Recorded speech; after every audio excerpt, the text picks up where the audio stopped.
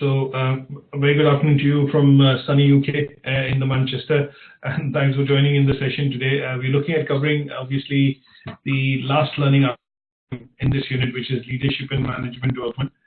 The learning outcome 4 actually is an interesting one because this focuses on the core aspect of what HR, people in HR or human resources actually do.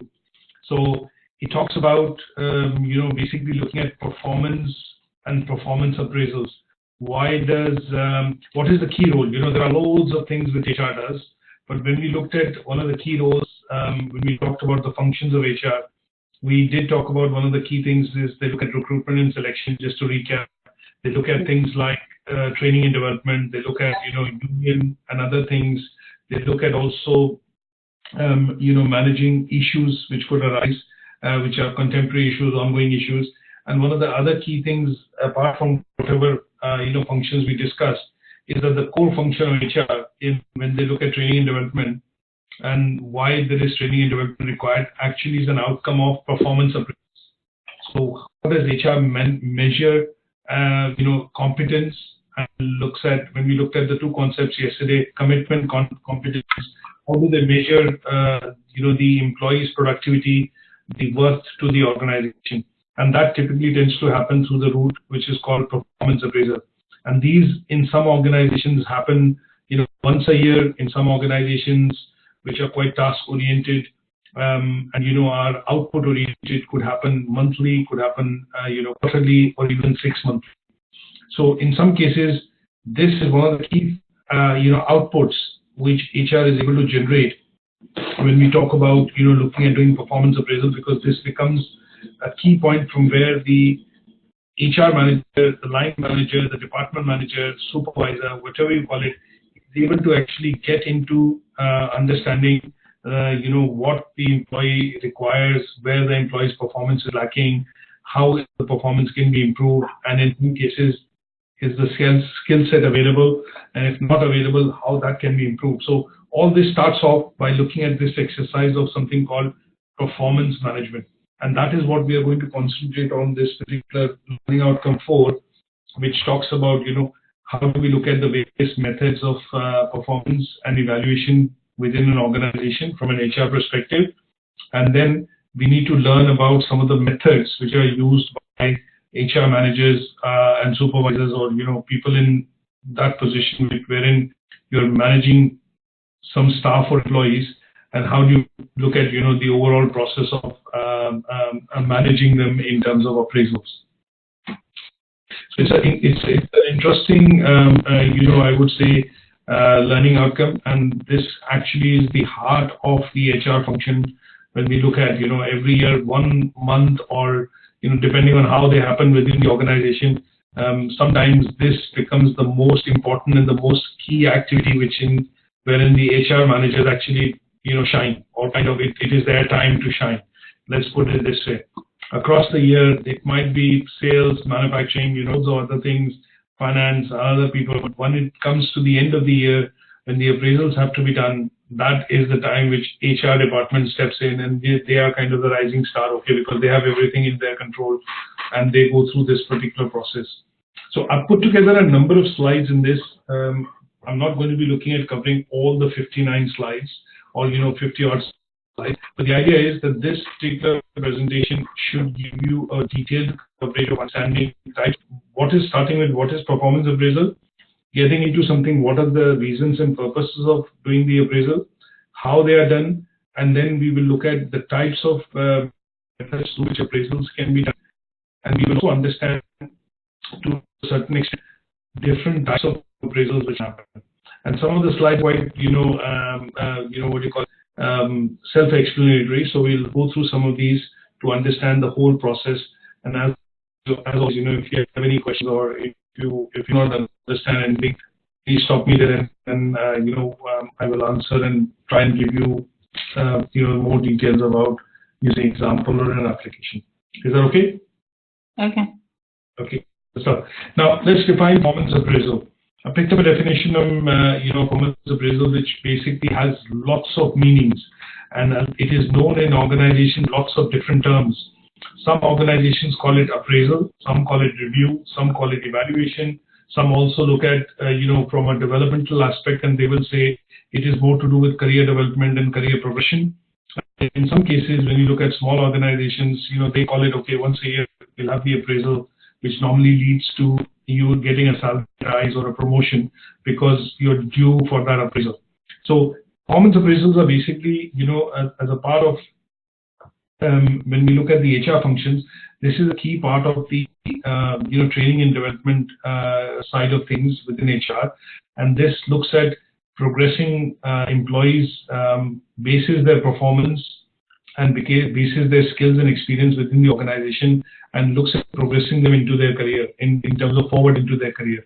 So performance appraisal, is a method which is used to evaluate and measure job performance of an employee within the organization.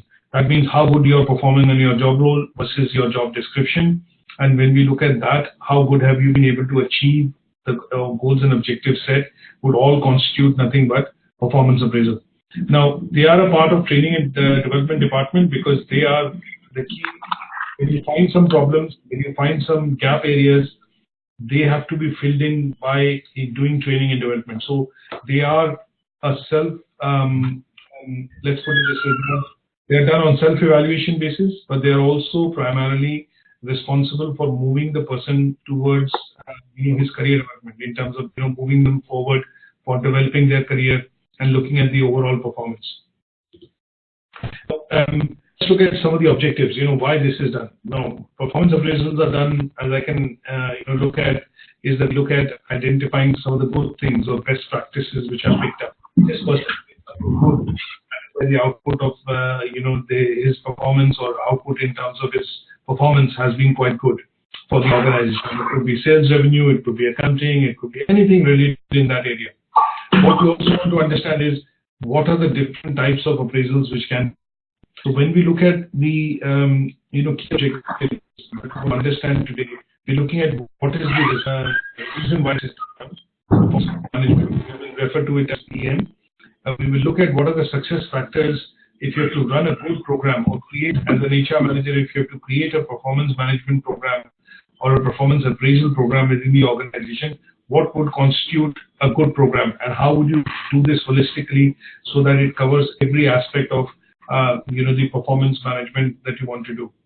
The other things we'll identify is what are the sources of information that you collate or your line manager or supervisor collates to be able to do this evaluation. That means if I have to evaluate your productivity performance, what are the key factors that I look at picking up from your job description, from your day-to-day activities, which will be used to evaluate your performance across the year in that role.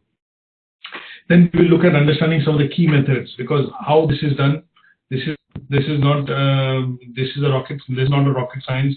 So we have different methods through which the performance of evaluation is done, and we will need to understand as an HR manager, these are the methods which the industry uses, and these methods you need to be aware of when you are learning this when you're going through this learning outcome 4.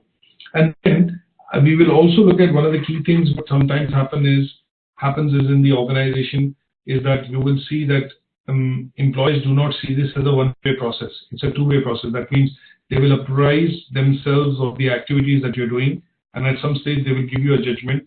But what they also want to do is, in order to complete the loop that the appraisal has been done and the judgment has been correct, or they've come to the right conclusion, they will also ask for feedback from the person who has been evaluated. And that process normally tends to happen through the interview, wherein you essentially, as a candidate who's undergone the performance appraisal, who provides a bit of feedback.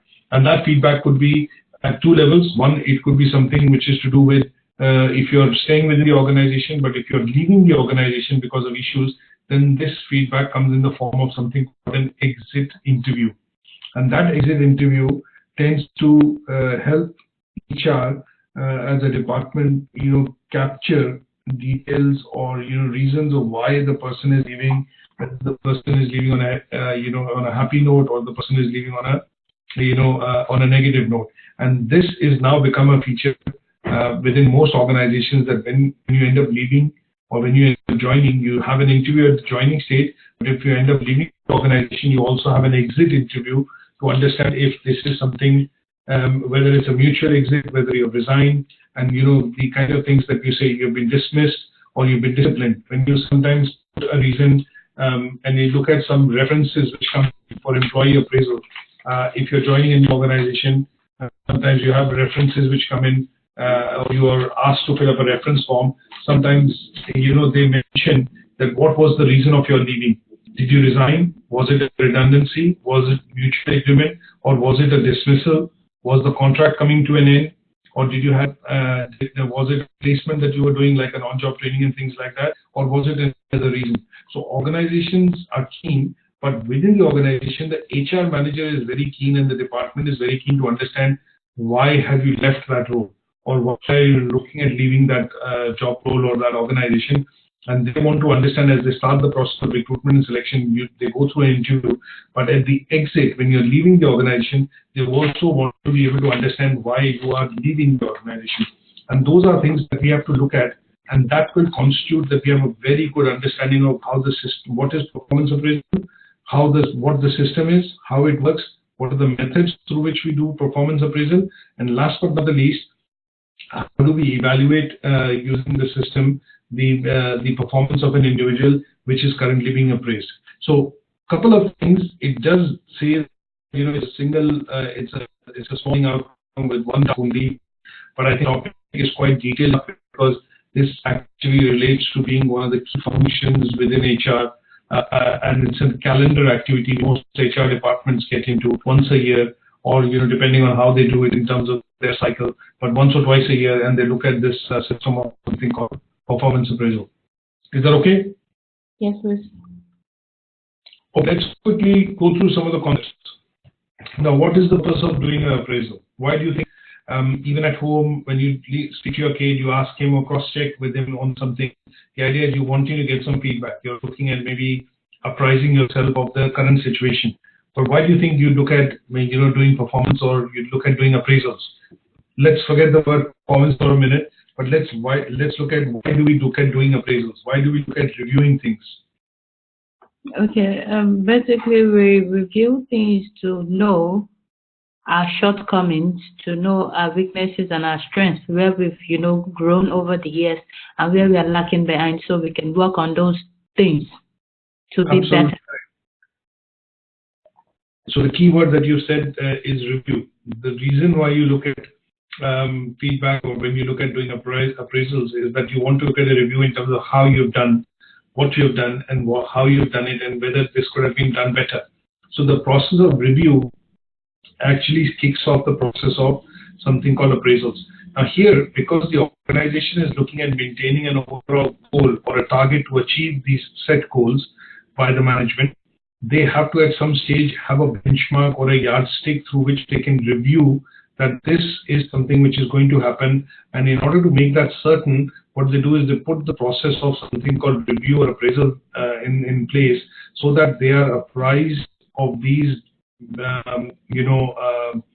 shortcomings or things which are happening, and they do not come to know of it as a knee-jerk reaction, but also have a predictability to this particular system. And that is where obviously performance appraisals come in. Now, the goal is to maintain productivity, right? Maintain efficiency. Why do you get your car serviced, or why do you get an appliance service? Is because you want the appliance or the car or anything that you run on a daily basis to work well. Every time you start the ignition, you want the engine to start, and that is where you get service once a year, or maybe twice a year. Similarly, the goal of doing performance appraisal within the organization is to ensure that the productivity is there within the organization, and they're able to year on year achieve the objectives as being set, by the management. Now, productivity is directly related to individual performance. Now, you employ people within the organization because you want certain activities or work to be done. Now, if you have to, if for example, in some cases, to understand this point is, if, for example, in some cases you do not have staff and you want to accomplish that, you know that there's a gap that we are not able to do this because we do not have adequate people in place to be able to do or achieve those things. But when you put people in, you expect people to be able to do their job and their roles and this then moves things forward from a point of view of efficiency and performance within the organization. Why do we look at goals? Now, goals, we've heard about an acronym called SMART goals. Most organizations today use this because what they want to be able to do is, if the CEO of the organization says that I want to achieve, say, an X amount of growth for the organization this year, or an X amount of turnover for the organization this year, he set very big, large, or a very generic macro goal, which means nothing to the employee in the organization. So when those goals are broken down into micro objectives or individual objectives which are set for individuals to be able to achieve, that then would help the organization achieve that macro goal or the bigger objective. And that is where it needs to be carefully monitored and carefully set so that the goal matches the skill set and the job description of the employee, and the employee is able to perform individually and contribute as a larger part of the team to be able to achieve the goal of the organization. So that is why we will see that one of the reasons why you are apprised or you are basically going through this activity is that at certain stage, all organizations, all departments, HR in particular, wants to ensure that you are in control and you are able to achieve something which has been given to you as an objective or as a goal, and that will be achieved because you have the right deliverables available going forward. Is that okay? Yes. Okay. Now, when we look at, what are the basic objectives that I understand, sometimes you will see employees very excited to find out, okay, now it's that month of the year where my appraisal is going to happen and I'm going to be up for a promotion or a salary rise. So some of the objectives that we look at, when you look at why performance appraisals are done, they are basically done to discuss results. And results discussion can only happen basis the review. So the second point is they identify strengths and weaknesses, as you rightly said earlier. So you do a SWOT, you see what are your strengths, what are your weaknesses, and basis that you do a review and you come to an appropriate conclusion that whether I've met the results or met the objectives which were set, and that process through which we go through, becomes the objectives of something called the performance appraisal. And I think in most organizations, when people go through this system of appraisals, there are only two outcomes which they normally expect would happen. One is if they will get a rise in their salary or wages, or the second one will be that they will get additional job role, responsibility, increase in role or responsibility. And in some cases, if you put in a number of years of work in that particular position or that job role, you're up for a promotion. So appraisals are that part, when it comes to appraisal, that part of the year, or towards the financial year for the organization, it typically symbolizes that these are the four reasons why the appraisals would happen. And that would be to look at reviewing the results, discussing the strengths and weaknesses, so which is a bit of discussion to understand what you can do in the following year, what are your strength areas, what is your interest, where you want to go. And then after that discussion, you look at, whether you're up for if you achieve 100% or over 100%, you're up for a bit of a rise in your salary. And, obviously, if you've worked in that department for a number of years and you're looking for a change, and the organization then considers, promotion and recommendations. Okay. Now, some of the main purposes of performance, it's an exciting time of the year. Everybody is excited because they're looking forward to having a change in job description, getting maybe more responsibilities. But the main motivator tends to be always something which is related to, the financial side of things. That is increase either in salary, maybe you are up for, receiving a bonus or an incentive. In some cases, managements in large companies end up receiving employee stock option plans. That means they get a lot of stocks which they can divest because they have lock-in periods. So like if you look at companies like Apple, Facebook, Google, any company which is a global 500 company, and you have turnover in hundreds and thousands of millions of pounds, dollars, there you will see the top management sees this as a time wherein they are up for major topics or which are major payouts, which in terms of primarily looking at okay, they had received ESOP as we call it. So one of the terms that we end up using specifically when we talk about say for example one of the key incentives which some of the main management typically gets is something which we call about, is ESOP, which is Employee Stock Option Plan. So when we look at that, they typically tend to be quite excited because for them, this is that time of the year wherein they get employee stock option or plan, wherein they get this for 2 years, 3 years, and within those 2-3 years, they are able to then divest into these shares. And for them, it means larger payouts. But let's look at some of the other points which talk about, things like individual rewards. Sometimes you're up for a promotion, you've done quite well, you've won an incentive trip, and those tend to be, individual rewards. Sometimes you get feedback which is collected from, sometimes you get, feedback which is primarily collected in terms of, feedback from your subordinates, and those could be under the 360-degree performance appraisal that we'll also cover, and sometimes they have plus and minus points that are talked about. The other thing that we look at is sometimes you get specific awards which is for your superlative performance. That means you've been able to accomplish or get something for the organization which was beyond expectation, and that is where a special recognition or an award is given. Sometimes you will see that appraisals also end up discovering weak performances, and because of the weakness that has been discovered because of the performance appraisal, they end up putting you into some sort of a monitoring mode, or in some cases training and development, so that you are able to get that skill which will help to improve your performance. This performance appraisals also are a way of looking at personal decision making. Sometimes when you're working in a particular role and you've been working for a number of years, what you tend to do is the appraisal itself gives you a bit of feedback that how well you performed in that role, what are the key responsibilities you've executed, and what has been the result. And that then tells you into a bit of an introspection that sometimes you see, I've worked in this company for 5 years, I've accomplished this, I've moved from here to here, I've accomplished this, I've got this, I've achieved that. And you then think that it's a personal goal, okay, I think it's time for me to move on. The reason is because you feel that the company does not offer more growth opportunities or the opportunities that you're looking at in terms of growth areas. And sometimes PAs or performance appraisals tend to be introspection document for your own personal decision making as well, which is to look at your career goals and your career development.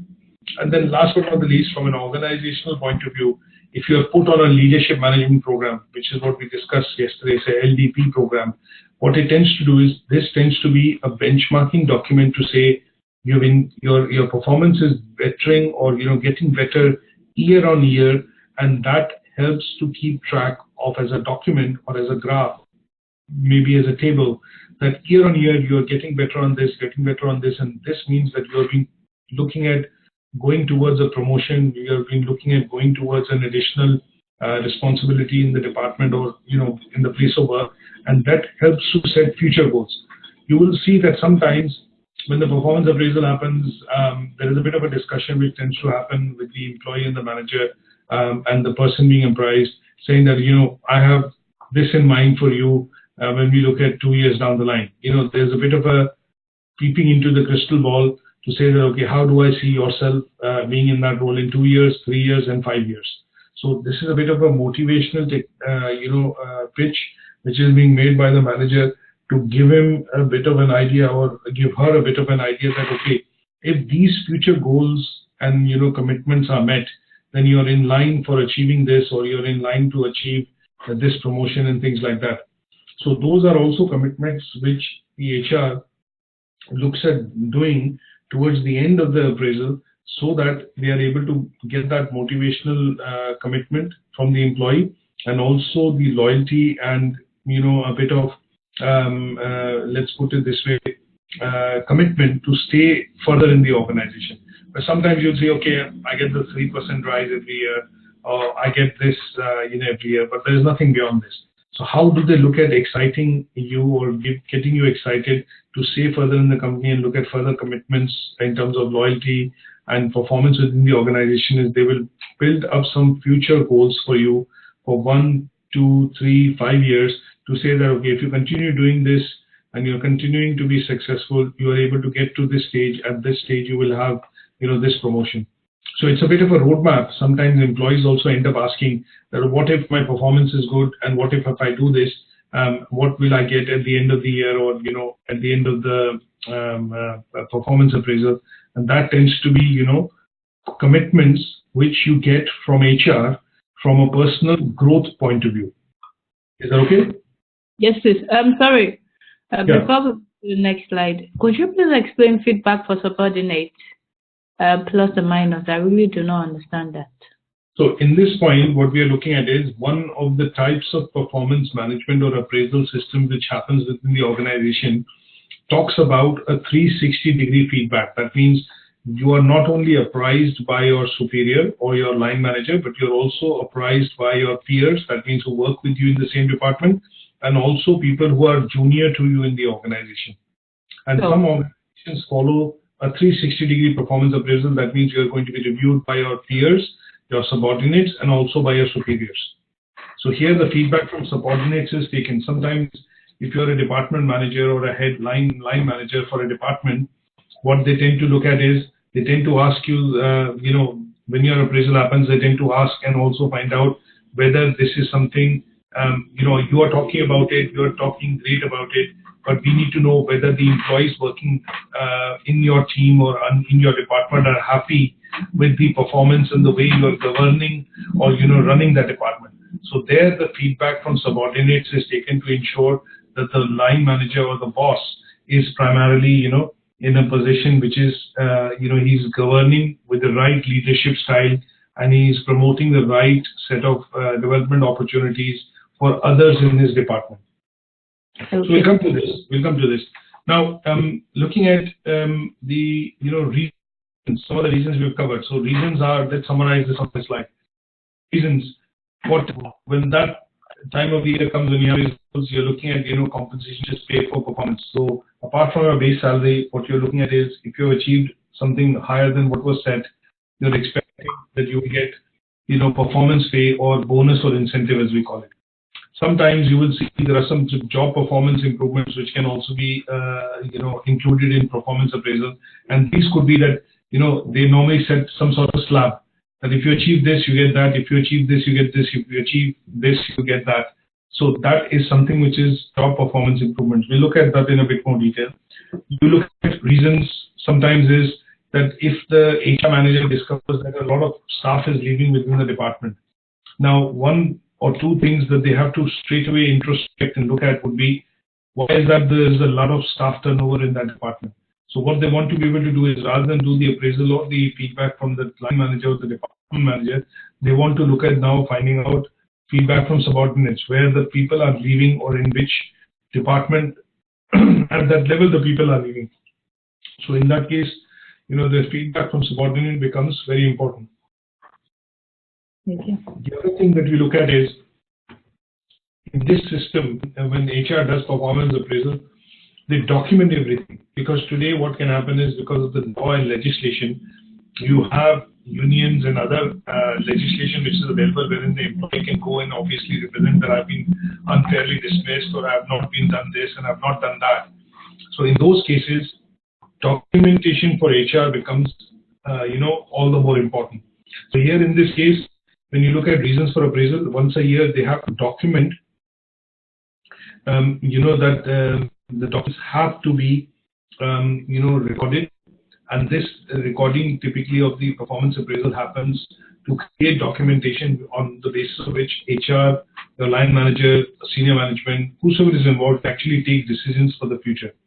Now, when you look at across once the year, when these appraisals happen, they discuss the new year targets with you. They discuss new goals with you, because if you've been able to achieve the previous goals, then this system also looks at setting goals for you for the future. And that is where goal setting also happens, when an appraisal is done once a year.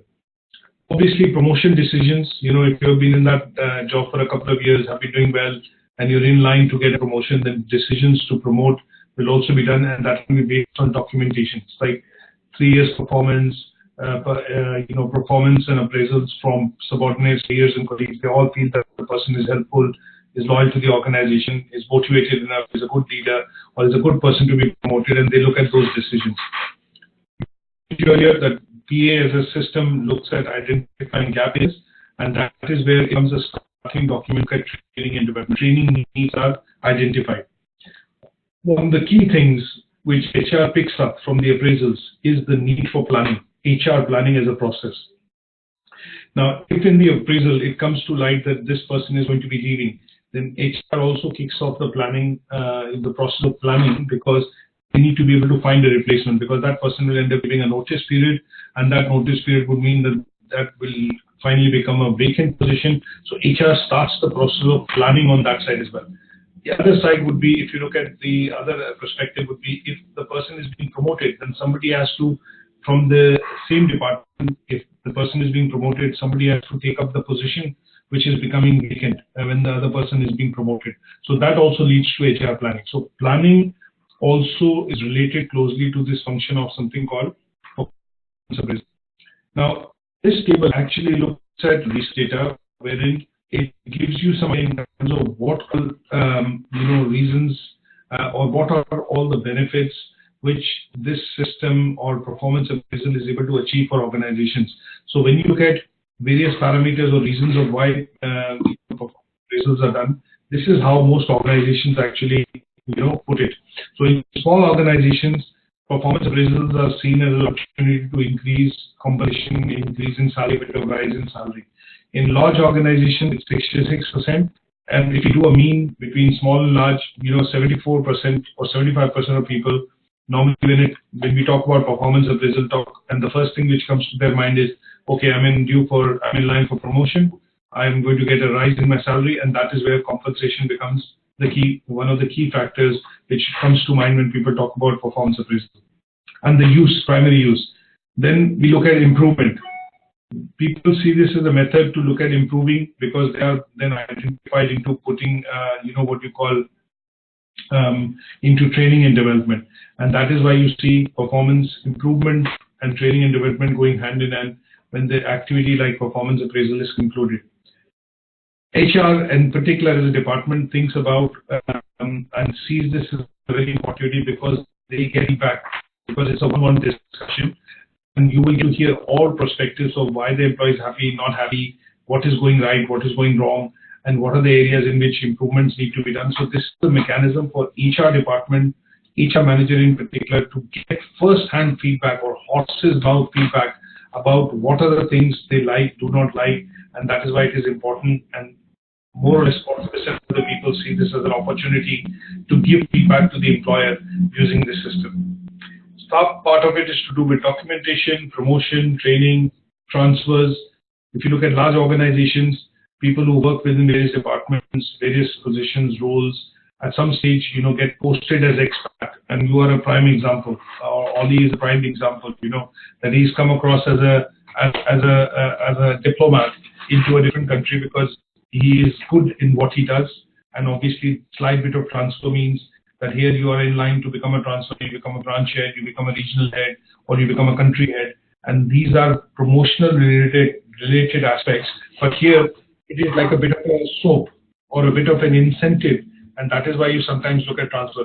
It could be negative to a certain extent, that if you're not performing well in a particular department, particular office, the company decides not to make you redundant, but they say, okay, let's transfer him so that he's work in a new position, or transfer him to a less important position, and those could be both having a positive and a negative effect. So some of the reasons are actually listed here, and these are reasons why performance appraisals are done within the organization.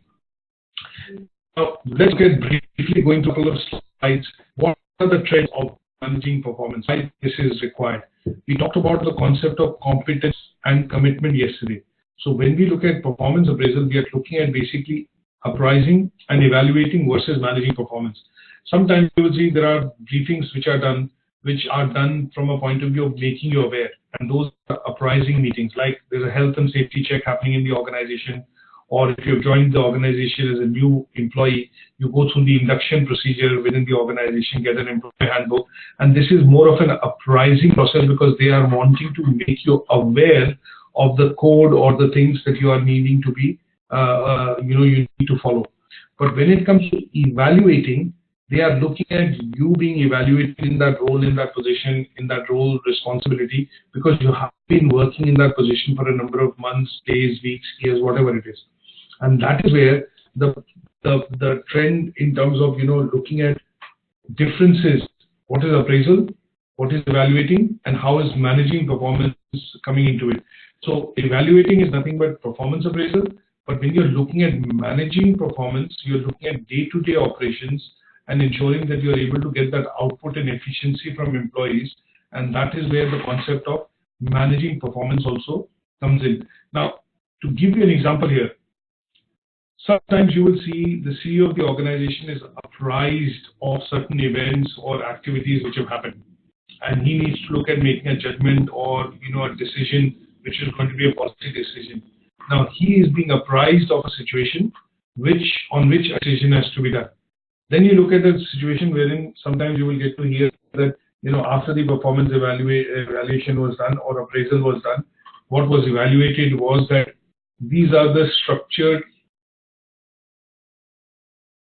these are the areas in which the organization needs development, and they are identified as areas for which the development is required. And if this development is done, then overall the efficiency and the performance of the organization will increase.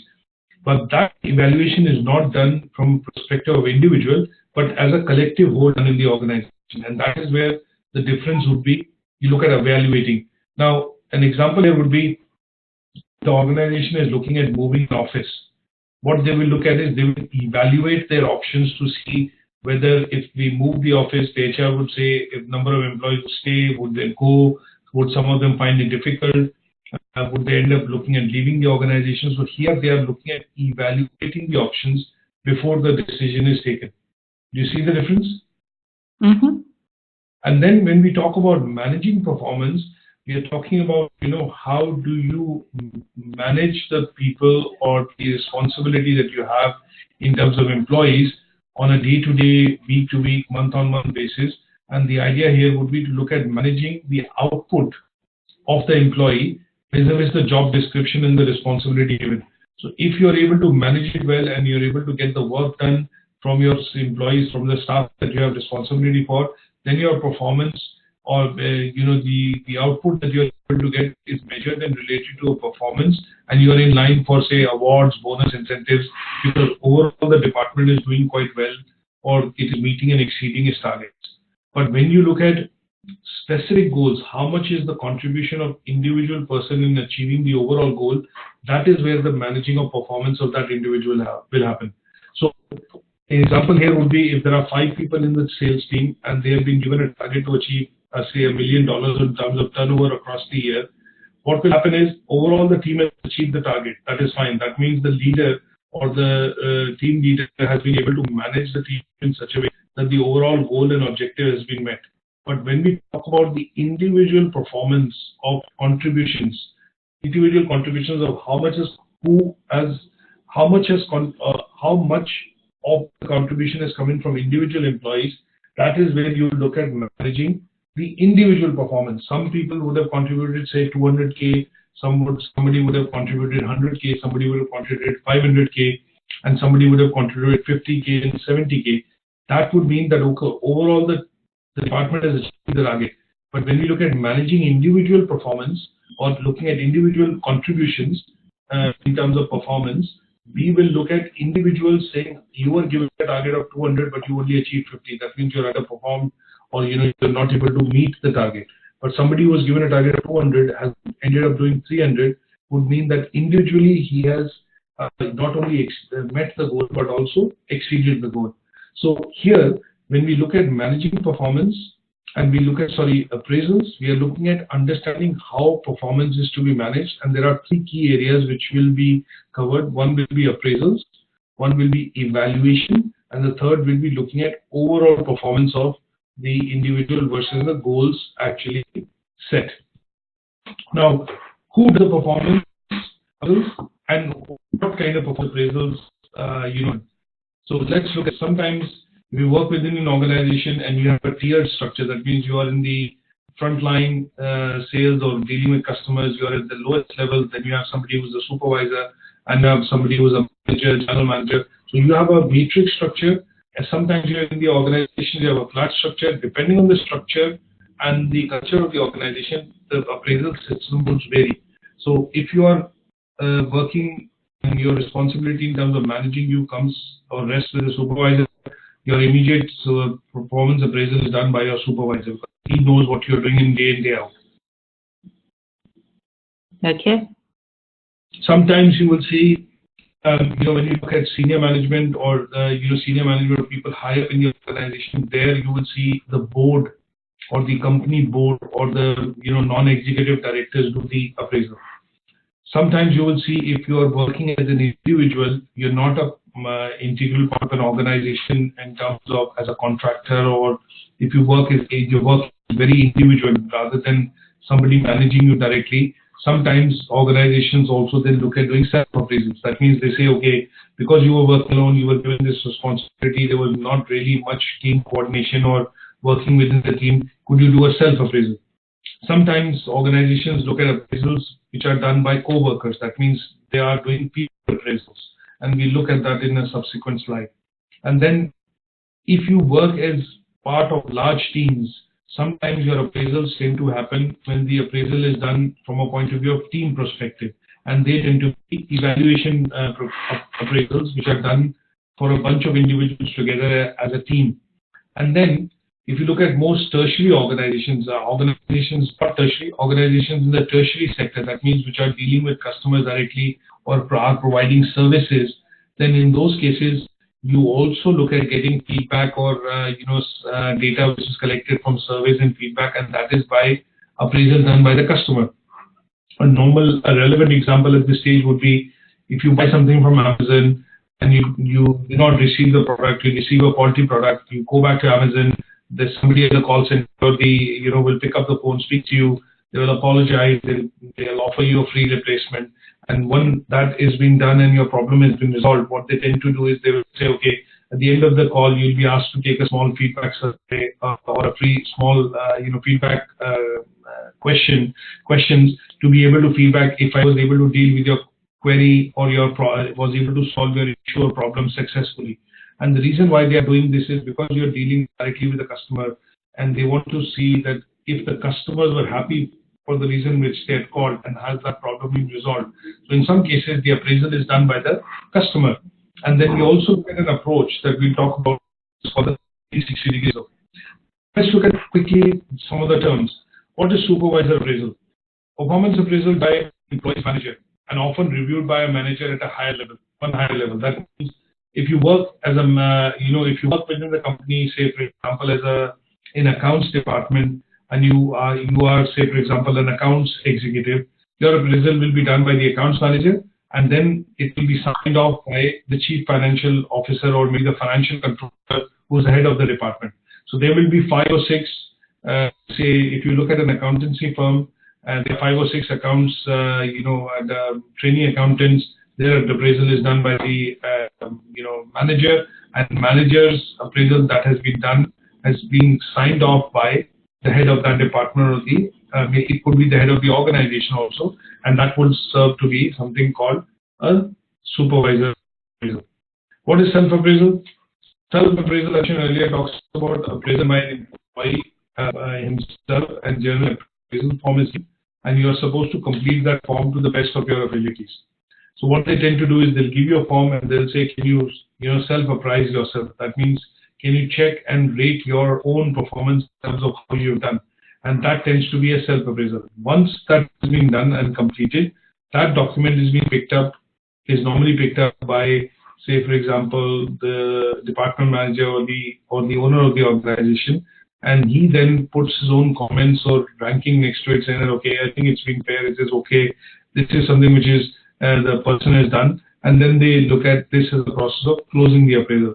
Now, this kind of a thing, you will see it happens mostly with contractors. People who are indirectly working with an organization, it is important that they are seen to be a part and parcel of the organization because they are part-time or employed as a contractor. You will see that the HR department puts them through something called a self-appraisal process. And this to be with most organizations wherein people are working contract, part-time, or as a contract. Now, what is a subordinate appraisal? Somebody who is working below you or as a junior to you is also able to do appraisal. And in the case, if you are the manager, but you are currently also appraised by a staff that you manage, and that would be called a subordinate appraisal. A peer appraisal will be people who work with you side by side. They have responsibility. They are the same level.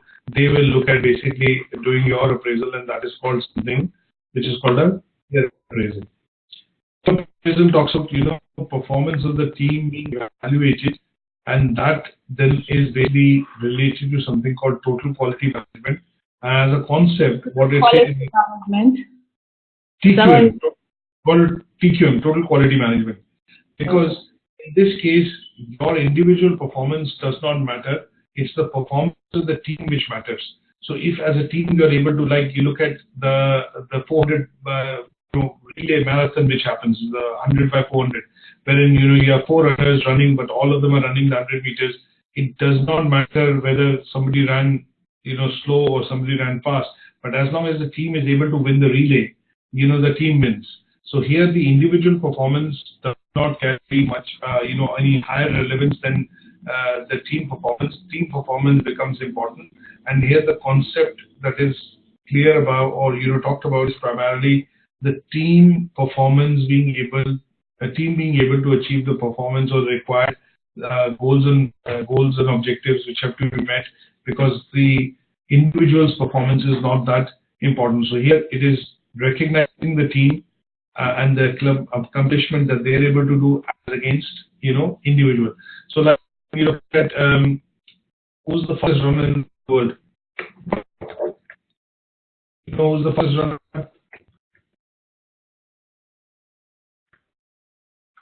Hello? Yeah, do you know who's the fastest runner in the world?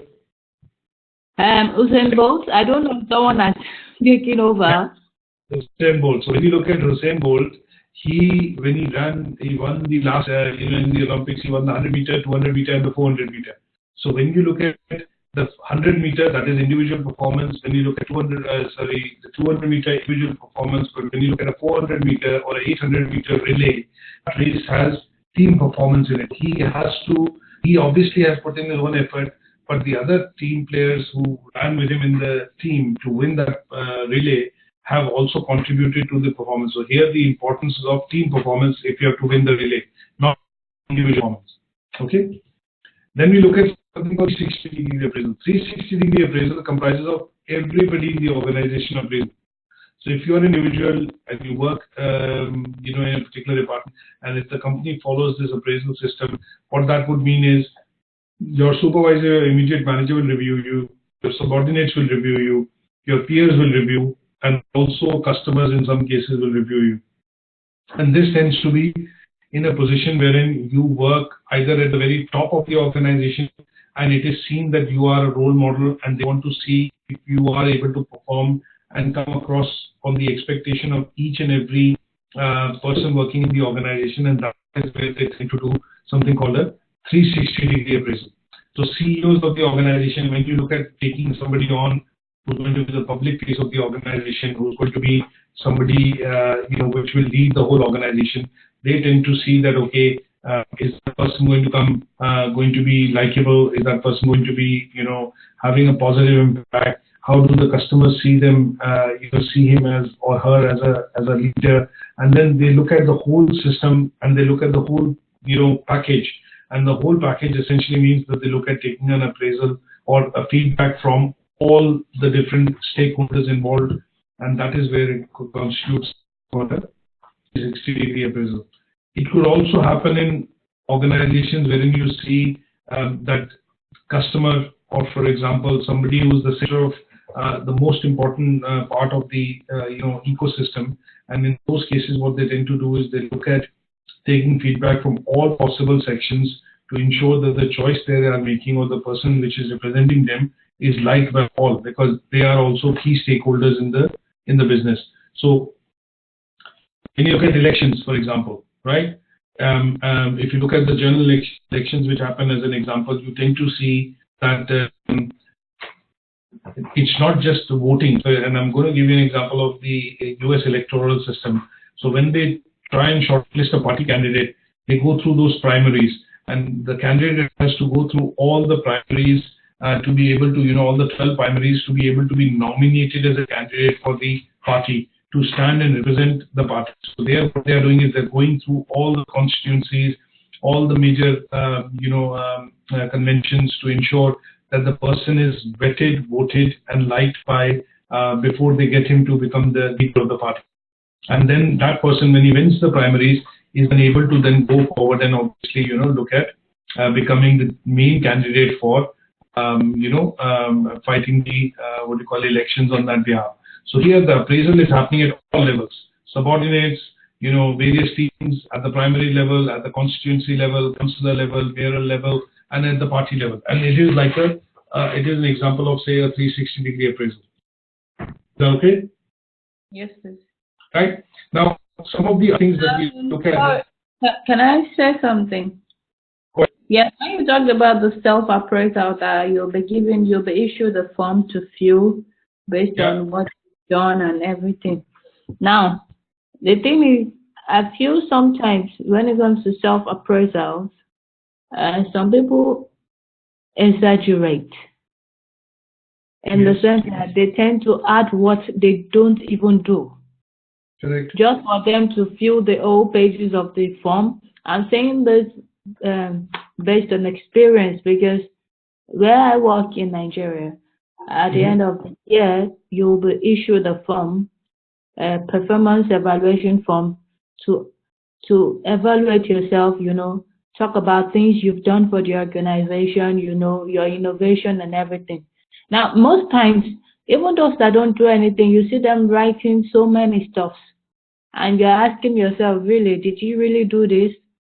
Now, the place where they now shoot themselves in the leg, because after writing that, the form will be sent to the board of directors, that's the management team, to review.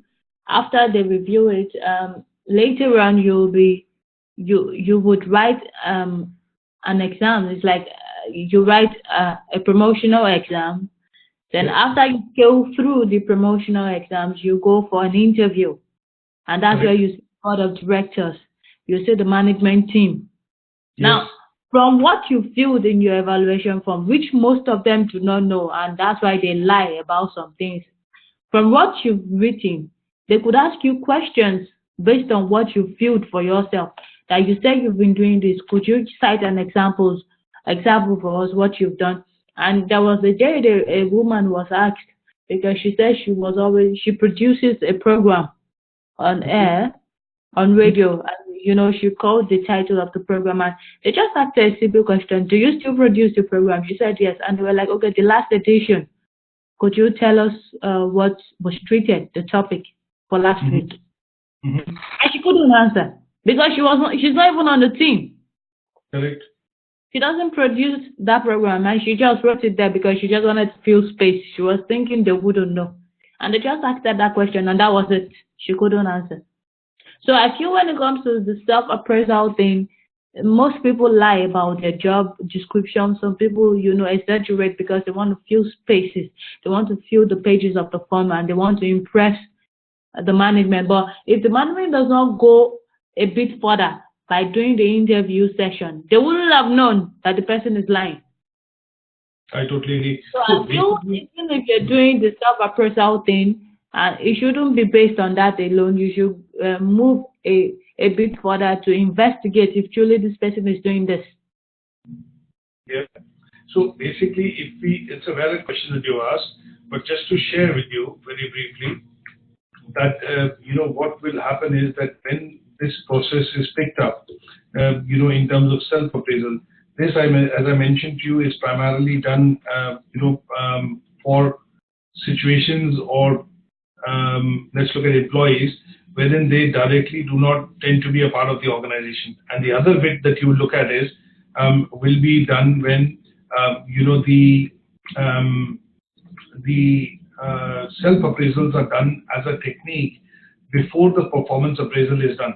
And the reason why they do it is because they want to see how does the employee actually evaluate their own performance in terms of their strengths and weaknesses, what they did right and what they did not do right, or what are the areas in which they need to develop.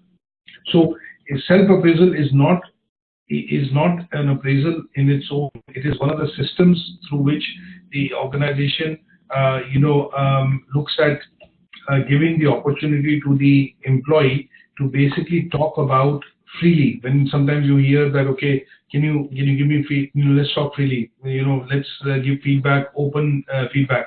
So this is an opportunity given in organizations wherein which are lots of people are working, and sometimes when they want to discover key issues or areas of issues which are troublesome for the organization, they look at the process of self-appraisal, and in those cases sometimes these appraisals are done anonymously.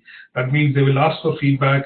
There is a suggestion box which you normally see in some organizations is there, and that is basically done so that they are able to capture some of the key issues which are troubling the organization or the departments, and that is where the performance appraisal starts off with self-appraisal rather than just being an appraisal system on its own. Do you understand? Okay, let me just share my screen because I have to look at checking something. So here in this case, what you're looking at is, self-appraisal being one of the tools which actually starts off the performance appraisal cycle, so that this could be looked at as an activity to begin, the system of appraisal within the organization. Okay. Yes. But typically, if you see, this normally is done in the case of contractors or people who are not directly employed by the organization. Okay. So if I just go back now and then share that with you, what you will basically see is that this is one of the things wherein a performance appraisal is done by the employee being evaluated generally on the appraisal form completed by the employee prior to the review. So sometimes what will happen is you'll see there's a situation wherein what they will say, okay, can you give us your opinion first? And they will ask you to do your appraisal yourself, some of the key areas. Now it does not form the full appraisal document, but it will have some areas which will conform to the overall appraisal being done. And the idea is to capture the employee's own self-evaluation in this part when the self-appraisal as an activity is done. Okay, there are some positives and disadvantages, or advantages and disadvantages that you mentioned, and that tends to be an opportunity giving option rather than being a conclusive appraisal, which is done, or as an approached conclusive part done by the organization. Okay. Yeah. Now, there are problems which come across sometimes when you look at performance appraisal, and those problems could be talked about. Things like it's not a popularity contest. There are some punitive implications which sometimes would mean that if you've not done a fair appraisal and the employee feels that the appraisal has not been done in the right spirit, then sometimes you will see that there are cases which come up, or unfair disposals which come up. Could be the repercussions of punitive implications, which primarily mean that in some cases it could be inflicting or intending to do give punishment. So appraisals sometimes they say, okay, I'm not popular with the manager, and I think my appraisal, I know he's going to take this opportunity to kind of get back to me, and that means he's intending to give you punishment in the form of appraisal. But some employees sometimes feel that way, and they fear away the process, that the process of appraisal is an opportunity with the employer to actually give intended negative feedback as against positive feedback. Sometimes you will see that it also looks at controlling or relinquishing control. Now, if you're getting promoted, if you're getting into that position wherein you'll be able to do the appraisal, what you're looking at is primarily a mechanism in which that person now will have the responsibility to do the appraisals as against get appraisals or being appraised by somebody. Appraisals also kind of are seen as a problem because it tend to talk about stereotypes. That means you are looking at sometimes you're looking at people which basically will do appraisals in a particular fashion, or they will follow a particular person who has been doing appraisals, and then they see this as a process which is kind of fixed, or as a process which is just a process being done as a checkbox exercise within the organization. They know that what I'm going to get a a bit of a rise in the salary. I'm not due for promotion, so it just kind of is seen as a stereotype exercise or a checkbox exercise to say that okay, this is like the process that I go through every year, but nothing changes. And sometimes what you do see is that after the appraisal has been done, the companies do end up taking feedback on how the appraisal as an activity was it, and they ask you to rate the person who has done your appraisal and pick up on areas wherein if this was relevant or not relevant. And in those cases, you will see some ratings also happening. Now, having understood the process, there is lots to read into this. So I will, send you a bit of a document which will help you understand why, and this is one of the important tools which HR managers have, and how this tool is to be used in balance to discover problems, to discover issues, or discover discrimination or treatment which is happening with employees, and this tends to come out using this particular activity. Now, there are some negative aspects of appraisals. When we say there are appraisals, when you do like peer appraisals which are happening, or in peer appraisals, if I have to appraise you as a colleague and you and me are together or at the same level in the organization, if I don't get well with you, I might give you some bad appraisal or a bad remark in the appraisal.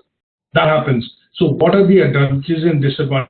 Why do they only to you, but they all go to, when you talk about 360 degree, they tend to weed out the appraisals which are overtly negative. So what their idea is, if they go to 10 people to talk about you as a peer, as a subordinate, they will take a feedback from 10 people, but if somebody has been very harsh or very negative, that would kind of stand out because all the others would have rated you in one particular fashion or in one particular type of description, but one or two employees who are kind of not getting on with you well or have a bit of animosity or don't appreciate what you do, then they tend to kind of give you a bit of brickbat or So in those cases, what we tend to do is we pick up something called the rating errors. That means sometimes you will see that there are extremes you get in terms of evaluation, and those extremes have to be kind of looked at. Now here, these extremes could be in the form of rating errors. Like means if somebody appraised you and they're quite lenient or they've been quite strict. Sometimes you see there's a tendency to be quite in the middle. That means they're not going too overtly negative, too overtly positive, and they're just doing a checkbox exercise. They're not very open to giving you feedback or very open to giving areas of improvement, and they're just following this as a process. And sometimes you will see there is something called the recency error, which means when we talk about these type of errors like leniency, you have a recency error, and that means that in some cases there is an inaccurate feedback which has been captured in your appraisal, and that tends to be a kind of an error, and that is called the recency error. So let's look at some of these errors which happen in a bit more detail. Now, error of central tendency. This means, what does this central tendency mean? This is a commonly known as tendency because when managers and interviewers rate other employees, what they tend to do is they do the rating from a point of view of in a particular process. An example of this would be an interview process. So when they have to look at whether you like the candidate, do not like the candidate, you have to give some reasons of why you do not like the candidate, why do you think is not suitable for the candidate to join. And these errors sometimes tend to be related to, called the central tendency error. That means you want to be safe rather than sorry. So here, the term performance appraisal and when we use central tendency is more attributed to looking at the recruitment and interviewing process. Then we talk about something called leniency or strictness. That means my manager has been very strict, my manager has been very lenient. So this is showing a bit of bias. That means either you're being very biased towards the performance or unbiased towards the performance, and that's why you tend to go towards the extremes, either very lenient, very positive, or very negative, either very strict or being very lenient. Recency errors basically talk about if you picked out some inaccuracy or flaws in the performance appraisal process. That, okay, I was asked these questions, but my colleague was not asked these questions. I was rated on this particular parameter, but my colleague wasn't rated in this parameter. So those are recency errors. That means there is an error wherein you have asked some things to one person undergoing performance appraisal and not ask the other applicants or other person going through the same process. So you have been biased in the sense that you've used some things for one, and for the other you've skipped or not used those things, and that is why you have these called what is called the recency errors. Now, if you have to look at drawing up a scale, these errors typically fall for halo, leniency, and recent bias. Now, so means you're basically looking at something which is happening perfectly well, and the person is rated by peers, subordinates, colleagues. Everybody finds him to be an excellent, and that is where the performance appraisal sets a tone that you are on the top. Everybody is on the right. They have the right opinion. That means everybody's opinion is right, and that opinion tends to coordinate to being the same opinion. So people, when they talk about he's a great leader, everybody would say he's a great leader. That means everybody is agreeing to the statement that he's a great leader, and that is why that rating tends to be true, and that is what is called halo or halo. Now, other rating errors, leniency, central tendency, and bias. Recency bias could be tending to talk about things which are excellent, average, or poor. So recency errors would basically point to poor indicators. Central would be safe side, that you're wanting to play safe. You do not want the opinion or the performance appraisal to say that it's very good or very below average, but you want to go in the medium, and that is where it is average. Now, leniency errors, because it is showing a bit of bias, sometimes you can be biased towards being negative or biased being towards positive. In general cases, this tends to create a rating scale wherein managers are lenient towards when they are doing the performance appraisal, and they tend to point towards either you're excellent, you're superior, or you're excellent, very good, and superior, or you're excellent, very good, superior, or fair. And this is a rating scale which you can have when you do appraisals across a section or a number of employees in the organization. Is that okay? Okay, but can I ask you now, Yep. to avoid these errors, these issues when it comes to rating employees? How do I put it now? What should one focus on? Like you talked about the halo rating one. Yeah. That, Everybody. Now, how do you establish that of the halo? Is it that everybody would rate the employee from the management down to the subordinate, or what? That is correct. So when you look at the halo error, what tends to happen is that everybody who's going to be involved in the process of doing performance appraisal will have the same rating for that person, or that for that particular person who's being appraised. And in that case, the rating agrees with all the people what they are saying about that person.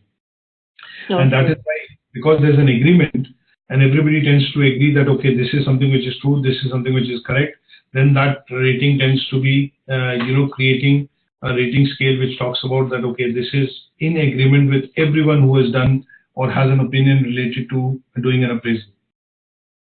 Okay.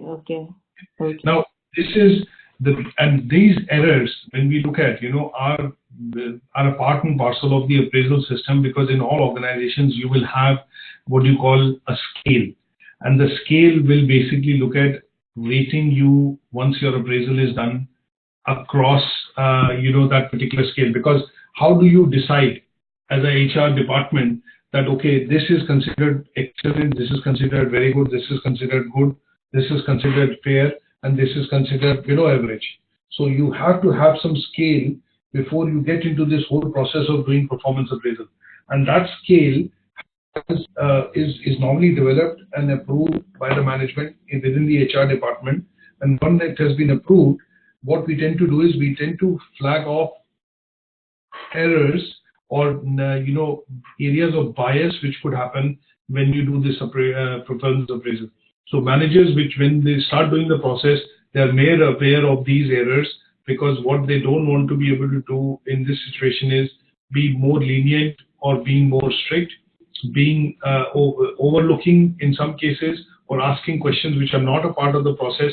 And when you are getting into that position of doing the appraisal, you're more aware of these areas that you could fall prey to easily because you're not used to that process. So HR will document this and say, okay, you're going to be doing the first set of appraisals for your employees, and you've not done this before. You need to go through this system that we have in the organization, and these are the areas that you need to avoid. And the areas that you need to avoid are, errors which could happen when you're doing the final grading or the appraisal, and it could be leniency errors, central tendency errors, or recency bias errors. Okay. Large organizations would have it. In small organizations, businesses, what you will see is the owner or the director of the company, or maybe a HR manager itself, has the whole authority to be able to do appraisal, and they don't tend to follow an elaborate process like this.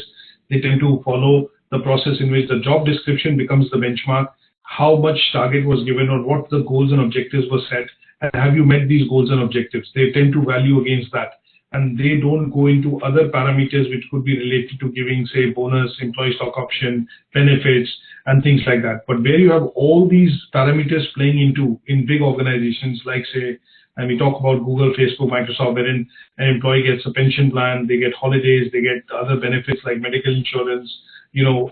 Other benefits could be you're in line for bonus and incentive apart from the salary. This is where they want to look at a rating scale where these errors do not happen, which means unfair payments could go to, or more payments could go to a system or an employee wherein the performance appraisal has been done leniently. That means you're in line for a higher bonus. Now, it does say in the HR manual example that in, say, for example, when you work in Google, and if you're meeting your target 100%, you are in line for 5% rise in salary. But if you're meeting 125% of your target, you're in line to get 15% raise in your salary. But if the leniency error is applied, and I have an employee which I'm appraising as a manager, and he's my favorite or she's my favorite, I might say, okay, you achieve 125% of your target. And that would mean I've done a leniency error, and that employee would have ended up getting 15%.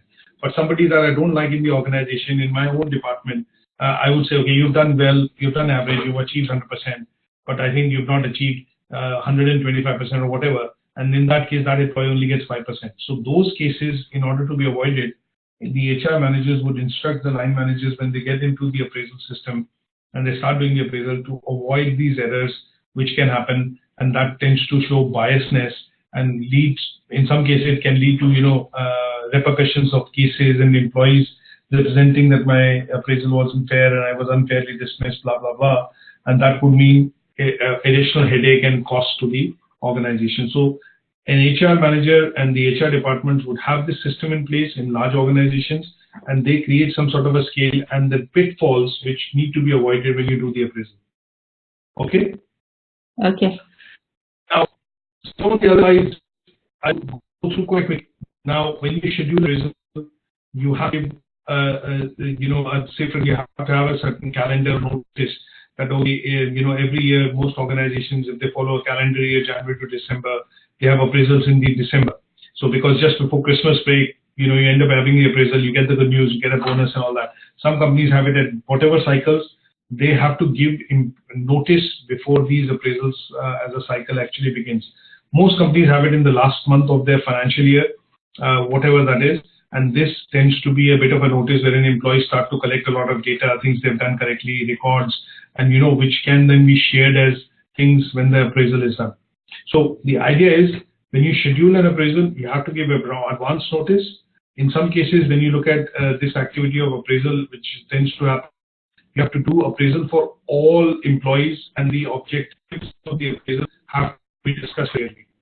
So this has to be given. And then a benchmark of why a document will be used for appraisal will also will be, in some cases, provided. And this tends to be normally an annual activity in most organizations. Is that okay? Go ahead.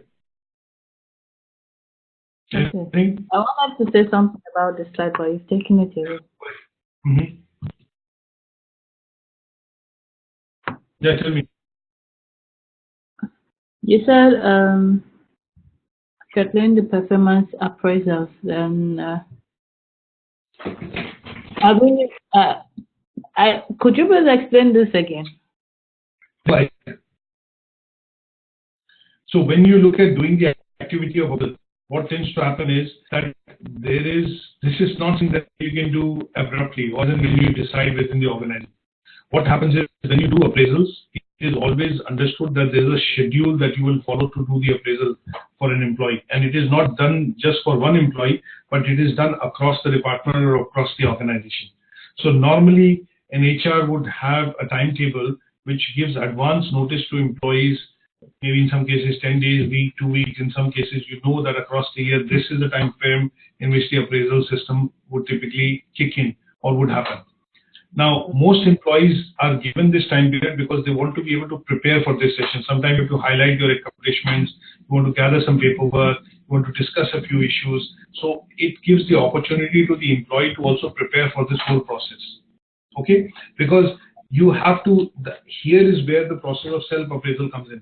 Most good organizations, when I say good organization, means organizations which take this system very seriously, what they tend to do is they send across some sort of a self-evaluation form to the employee 2 or 3 weeks in advance before the appraisal date.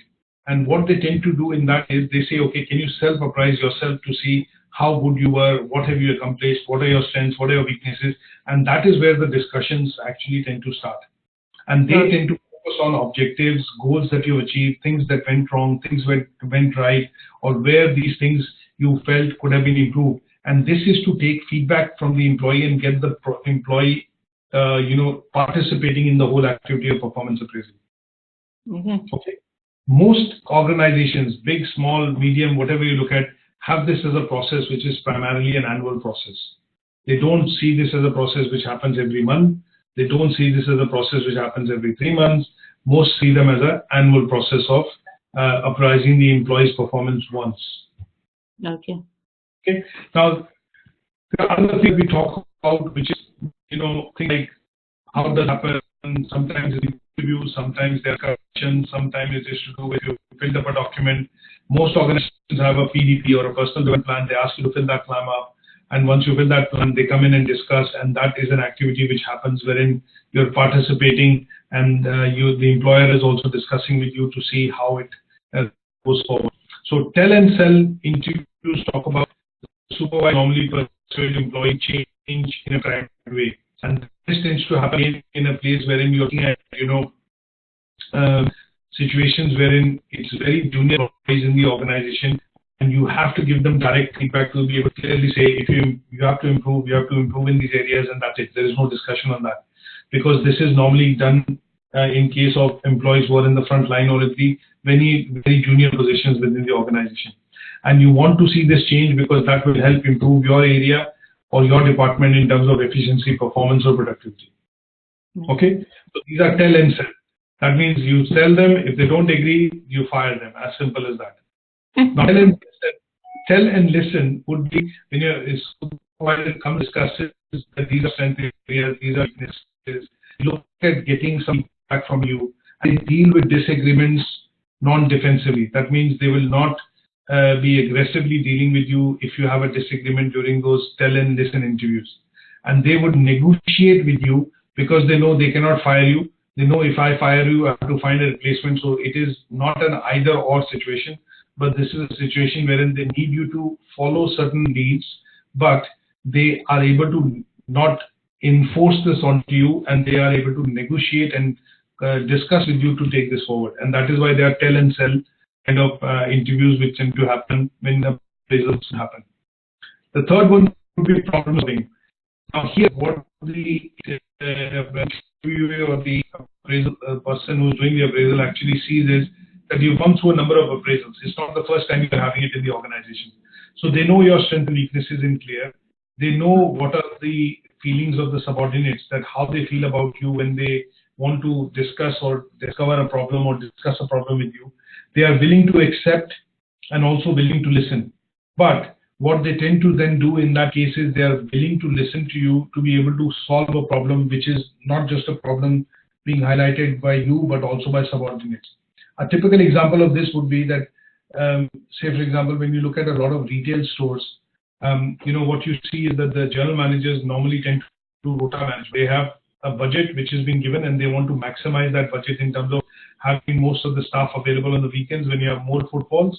But in some cases, during the course of the day or weekdays, they do not want that many people in because they want to save on the budget and have more workers work on Friday, Saturday, and Sundays. Now, what this tends to do is they tends to create a problem wherein there's a lot of stress on employees because you're barely or thinly staffed, or you're basically not adequately staffed when you have peak busy periods during the weekdays.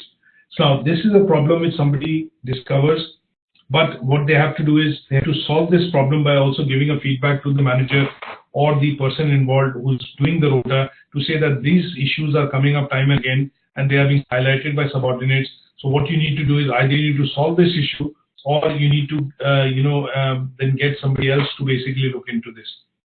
And these tend to be what you call problem solving interviews. You discuss a problem and you give a solution and you solve it. You are not going to look at the issue of, I'm going to tell you to do this or I'm going to tell you and then negotiate. No, there's a problem that needs to be solved and you give a clear instruction that how it needs to be solved. And that is why they tend to be something called problem solving interviews. Is that okay? Are you able to see the difference? Yes. Okay.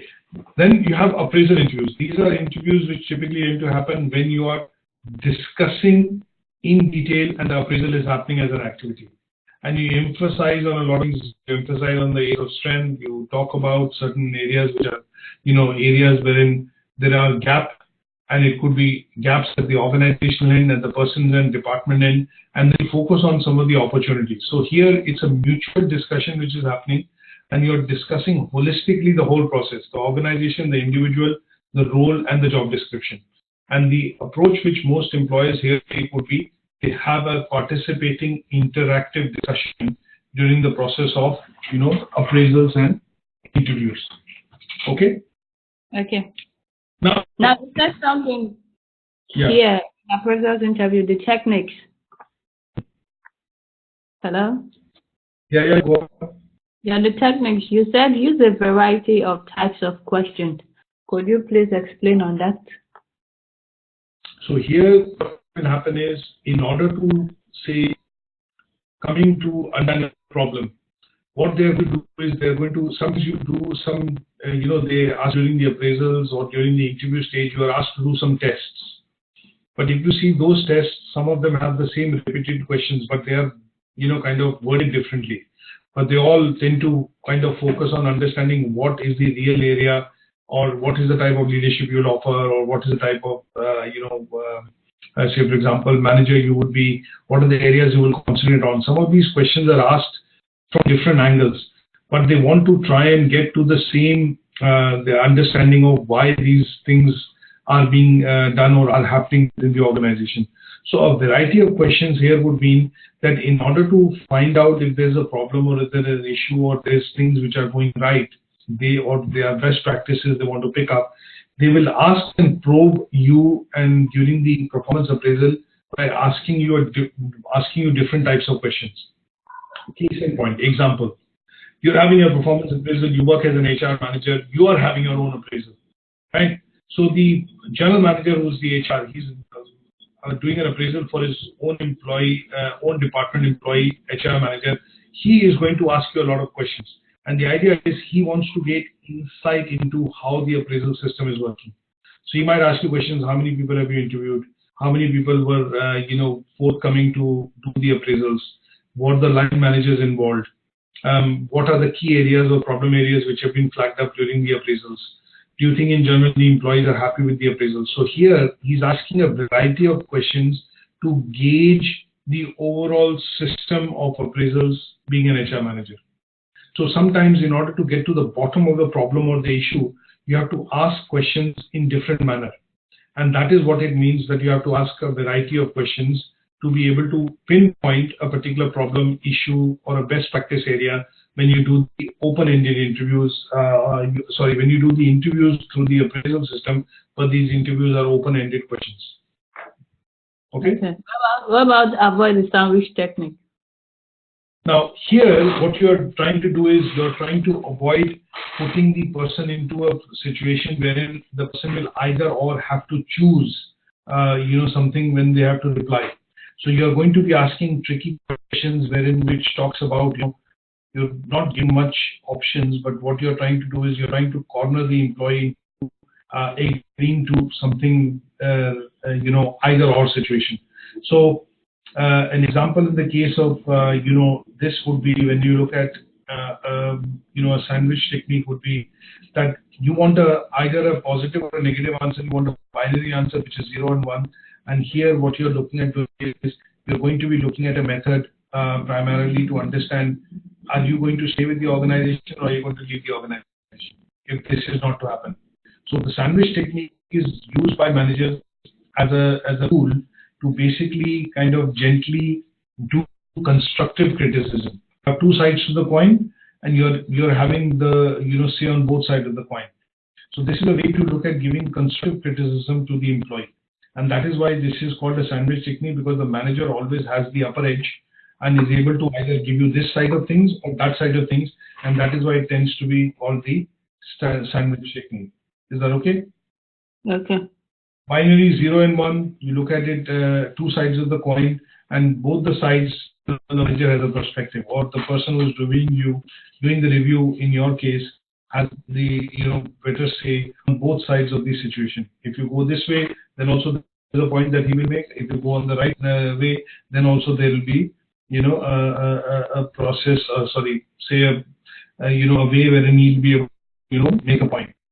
This then tends to be a technique wherein sometimes managers use it to give negative feedback rather than constructive feedback.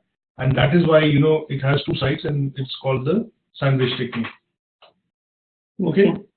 So give positive comment, give negative comment, sometimes constructive criticism, sometimes you look at, negative criticism, and that is why the sandwich technique.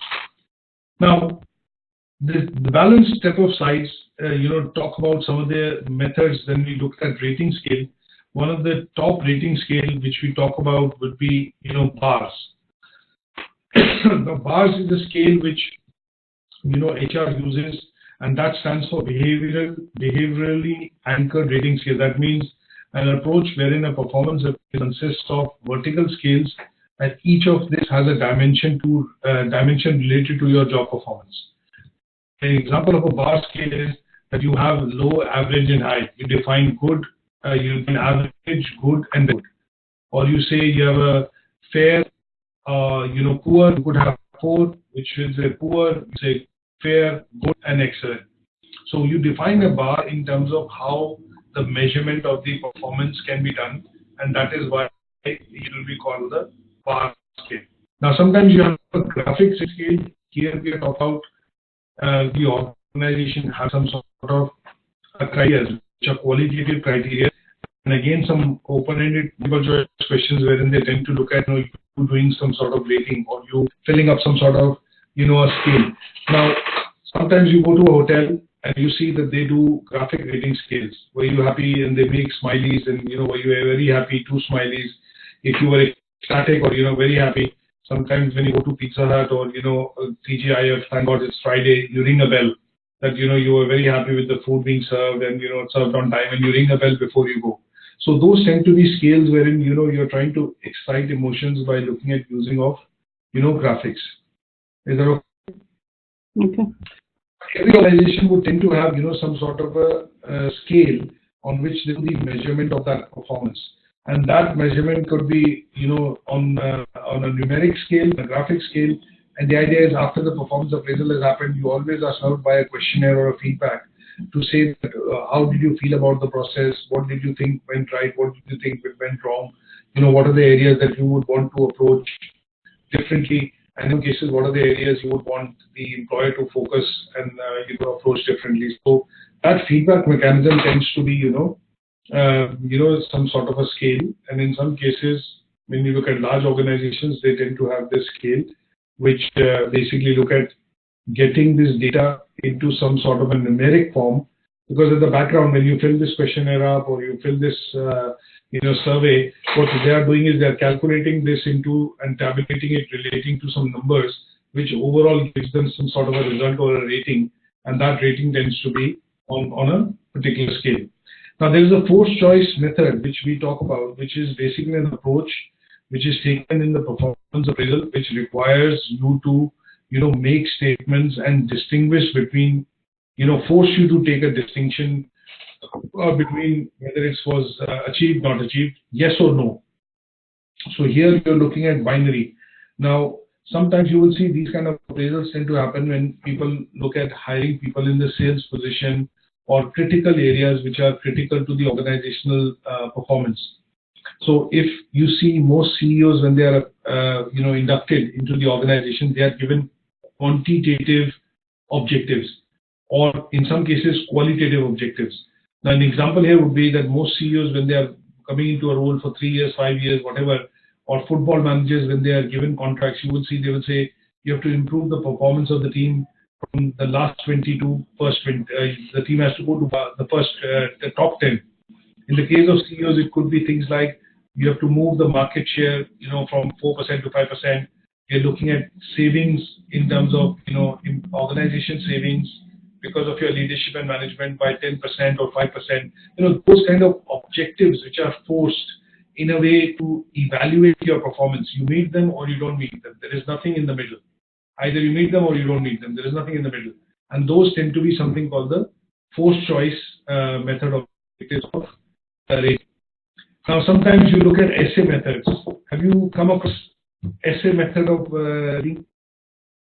No. Okay. I'll give you a typical That's example. like a written examination.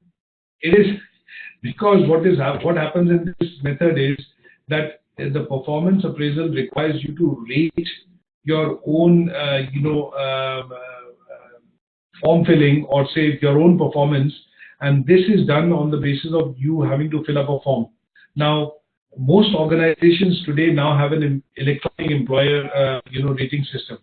Now, this would mean when you go through that process, you've done the rating. What they tend to do is they ask you to fill up a survey. A simple example that I will give you here is an essay method would be if you buy something from the company, they send you a questionnaire to fill in to rate their performance or rate their level at which they were able to help you, and that would be an essay method because they're asking you to rate or choose or do multiple choice questions to kind of rate how the efficiency, performance, the issue they've solved was, isn't it? Mm-hmm. So if you buy something on Amazon and you want to do a refund, you've done the refund, they send you a questionnaire and you have to basically fill that questionnaire up, and that's an essay method. They don't ask a verbal feedback, they want a written feedback, and the written feedback which is created tends to be something called an essay method. Now, lastly, before we close, because I think it's a very long session, there is something also which is done, we've used this term before, which is called management by objective. Now, a lot of organizations have performance appraisal systems, but one of the systems through which they do performance, like the 360-degree appraisal process, like the balanced scorecard, they also look at doing the process of appraisals through something called management by objective. Now, this was a philosophy which originated in the early 19th centuries, and this was this was proposed first by a great person who's is considered a marketing guru called Peter Drucker, and he basically based this on the philosophy of management, saying that the performance of the employees can actually be rated to the achievement of the goals which are set, and they look at numbers primarily. Management objectives, you give tasks, and those tasks, if they are achieved, you say that the performance is good, the management, the results are met, and it basically looks at these objectives being fulfilled to rate the performance of the individual when appraisals are done. And they look at following something called MBOs, management by objective. That means you're a task-oriented manager, and you manage your employees and staff by basically giving them tasks. If they achieve those tasks, they are meeting the criteria. If they do not achieve those tasks, they are not meeting the criteria. Now, this is an approach as guarded by a lot of organizations over years, but still is in practice at higher levels of management. Because when you have to give quantitative, feedback, and you have to measure the performance by numbers, in those cases, what you have to do is you have to basically look at management by objectives. And those areas tend to be something called MBOs. So there are some advantages, like employees can measure performance. There are quantifiable goals. That means you can measure them easily.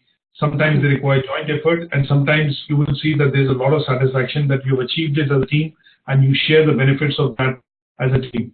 Disadvantages could be sometimes you see that this does not always propose or validate, studies from a point of view of, not all employees agree with management by objectives. It cannot be applied across the organization. This has to happen at a certain level within the organization for it to be managed. Sometimes you see people will not be agreeing to being managed by MBOs because they see the goals being set are quite unrealistic. And that is where you see that MBO does not work, and in some cases they see this as a disadvantage because they say it works only for the top management or the people in senior positions, but not for the people in junior positions. Now, you also have a disadvantage wherein people tend to do not agree with the objectives being given. There is no commitment from the people in terms of managing because the objectives being set are too big or not achievable and not realistic. So sometimes this as a concept is also disadvantageous because people tend to not agree being managed by objectives because they feel the timelines being given are unrealistic. It is not possible to achieve it within the times given, and that's why they feel negative about it. Is that okay? Yes, sir. Now, towards the end, let's look at summarizing. Let's look at understanding why performance and measuring of performance is important. Now, if you see any organization which is successful, profitable, growing, has some sort of process within the organization at the end of the day to manage and to basically measure performance. If you are not achieving what you are given in terms of goals, or if you're not achieving the target, then the overall organization does not achieve the target. So it is in the interest of the organization to measure goals and measure the performance of the individual, how they're doing on a day-to-day, week-to-week, month-on-month basis. Now, when the goals and objectives are set at the highest level, they are then broken down into specific department goals, specific targets or objectives for each and every individual in the organization, because you are employed for the greater good of the organization. You are employed because you want to achieve the overall objective and help in achieving the overall objective of the organization. So that is where measurement of performance becomes important. Now, before the targets are agreed and before the performance method in terms of appraisal has to start, these have to be agreed by the individual. So here, sometimes you will see that when the targets are set or when qualitative and quantitative targets are set for employees, depending on which department, which area they work, you will have to have an agreement between the two parties to say that I agree or I do not tend to agree. And these then, once are agreed, are put down into job description and are put down into the activity or the activity in terms of towards the end of the year, looking at measuring you within those activities that you have agreed. So once the goals have been given and the goals have been agreed, they are to be measured to see the overall performance of the individual within the organization. Okay, so that is why measuring of performance is important. Now, as an example, what we've looked at is, this is something which I'm going to change, but as an example, I'm going to try and look at the process of how you will look at performance appraisal. So it talks about description, a process. We develop this as a system, PM. Once the system is developed, it is reviewed, and then because most of the benefits of the performance appraisal talk about compensation, talk about bonus incentive, we talk about increases in pay, wage rise. Those decisions create a positive feeling. That is why it is associated with that at the end of the appraisal system, at the end of the evaluation, I will end up having an increase in pay, and that is why pay is one of the key things that comes out of the appraisal system. Last but not the least, when you look at appraising individuals, there is, when you talk about the process of self-appraisal, sometimes you will also have a number of skills assessment to be done. That means the employees will undergo some sort of an assessment during the time of performance appraisal, and there could be various types: interview discussions, essay discussions, multiple choice questions, and these are done primarily to assess the skills of the individual, to find out areas wherein they would need training and development. So at the end of it, they want to come to a situation wherein we need to find out how does it help, which are the areas which are gap areas, and which are the areas in which the skills need to be developed. So they identify, using the skills assessment method, that what are the skills that the employee needs to develop, and that tends to then complete the process of appraisal. Is that okay? Yes, sir. Now, what are the key documents that you will look at when you look at doing the appraisals? There is always an appraisal form. Now, when the appraisal has been done, it has to be signed off by the management that, okay, there's a supporting document which comes out. I've done the appraisal. The employees come out as meeting the criteria, exceeding the criteria, not meeting the criteria, and that leads to an increase in pay, some compensation, some benefit being given, and this then leads to something called a PMF form or a performance management form. That means the CEO or the organization head would sign it off saying that, okay, I authorize this pay rise of 5% for this employee basis the appraisal which has happened. Okay. Once that has happened, a self-evaluation form is filled so that they get the feedback from the employee that you're happy with the appraisal which has been done, and they talk about in that form questions on which they want feedback from the individual for the organization. Now, sometimes that form also helps collect something called best practices. What were the key issues which were important and why these were dealt by the employee or by self-initiative, and those then tended to create a success for the organization. So some of them then are identified and then are put together as a bit of a case study which could be then shared with other employees or other departments to say that these are the areas which helped a particular person achieve the objectives, and those then tend to be something called CSF, critical success factors. This is primarily when you get to see an example, case studies of employee appraisal, happy employees faces, that okay, at the end of the year exercise, the organization has done appraisal for say X number of employees, all of them who were appraised, say example 500 were appraised, 490 of them gave a 5-star rating to the employee that the organization was fair, the system was fair, and they're happy with the outcome of the, and that is then published as something in the annual general report as being the success factors of the appraisal system. Is that okay? Yes, please. Now, when you call in organizations like PwC, KPMG, Ernst & Young, and they help you refine the process of evaluation year in year, after a few years, if the system has become old, and they come in and suggest new system or new measures to look at employee appraisal, and they look at the whole overall system of appraisal, and they send then after doing the study, they submit you some feedback that these are things that you need to change, or if this system is aptly right for appraisals in the organization. An example would be, when you look at software organizations, they have a lot of programmers and they have a lot of stress when they are coding. So their appraisal system is very different. When you look at an organization which is mostly engineering or production, their appraisal systems are slightly different.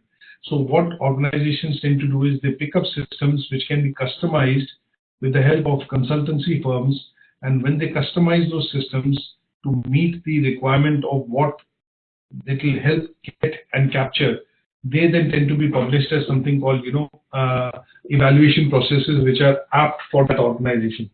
Now, if you have Army, for example, in Army you will have a different kind of an appraisal system as compared to a public sector organization and as compared to a private sector organization. Would you tend to agree? I don't understand what you're saying. So if you look at picking up an appraisal system and you want to apply it across organizations, you will not be able to do that. You have to have a bespoke or a tailored system which is applicable to a type of organization. So if you have to do appraisals in an army, in an organization like armed forces, there the system is different. If you have a public sector organization, there the system appraisal is different. When you have a private sector organization or a private organization, there the appraisal system is slightly different, isn't it? Mm-hmm. Correct? Because when you look at the structure of the organization like armed forces, the rule is autocratic. That means the top man, the top general, and he presses the order, everybody follows. So basis the leadership type and the organization culture, the evaluation process or the system of performance appraisal in organization also differs.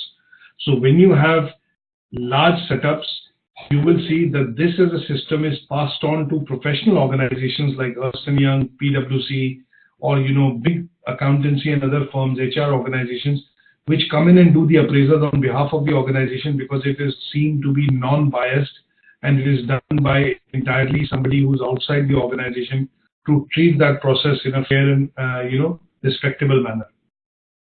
Okay.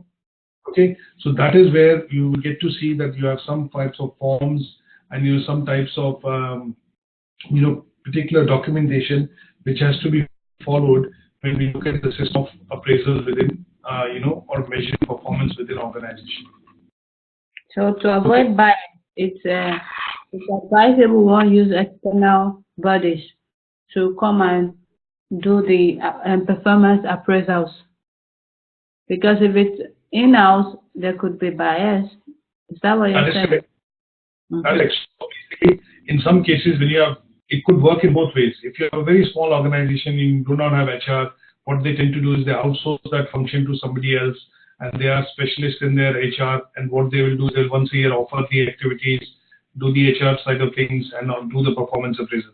So it does not seem to be biased. But in large organizations, sometimes what they do is they also outsource this to big organizations wherein they want this process to be transparent, non-biased, and absolutely, crystal clear in order to reduce costs, but also to look at transparency.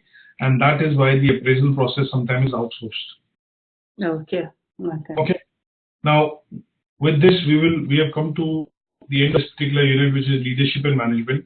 What I'm going to do for today's section is going to send you this, obviously, the presentation, but I will send you a bit of a handout to understand what a performance appraisal method. And we have to focus on, we have covered this in large, very great detail. But in order for looking at understanding, the key ones which are used, we're going to focus on 360-degree feedback, balanced scorecard, and management by objectives. Okay. Okay. And then once you do this further reading, we should be then looking at, getting hold of a bit of a draft from your end, and then we will, start the next week. Okay. Okay. Good stuff. Thank you for attending the session. You have a good weekend, and I will check with you next week to fix up dates for the next session. Okay, you forward those materials to me, right? Yes, I sent that yesterday's thing to you before we started the session today. And today, once I will send you in a couple of minutes. When I say couple, maybe in an hour's time, once I get the recording of this session. Okay. Okay. All right. Thank you so much. You take care. Thank you.